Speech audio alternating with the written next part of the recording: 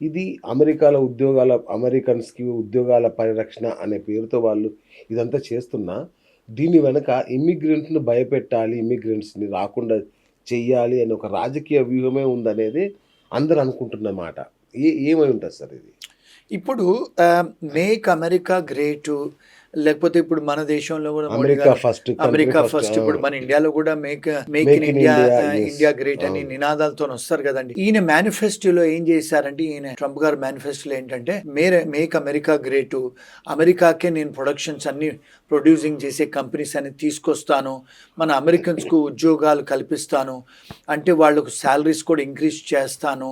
Talks exemptions ఇస్తాను. అంటే గతంలో చూసుకుంటే అమెరికాలో ఇన్‌కమ్ టాక్స్ లేదండి. హ్మ్. యాక్చువల్‌గా టారిఫ్స్ మీదనే ఆ కంట్రీ నడిచేది అబ్బా! సెకండ్ వరల్డ్ వార్ అప్పుడు. సో, తర్వాత ఇన్‌కమ్ టాక్స్ అనేది తీసుకొచ్చారు అమెరికాలో. సో, హ్మ్. ఆయన ఏం చేశారంటే ఆయన అడ్వైజర్సు గతంలో మరి కంట్రీ టారిఫ్స్‌తోనే నడిచింది గదా! మరి ఇన్‌కమ్ టాక్స్ ఎందుకెయ్యాలి మన ప్రజల మీద అనే నినాదంతోనే వచ్చారు. అందుకని వారు టారిఫ్స్ ఏస్తున్నారు. అమెరికన్స్‌ని గ్రేట్‌గా చెయ్యాలి. అమెరికన్స్‌కే ఉద్యోగాలు ఇప్పియాలని ఒక నినాదంతోనొచ్చి వాళ్ళు గెలిచారు.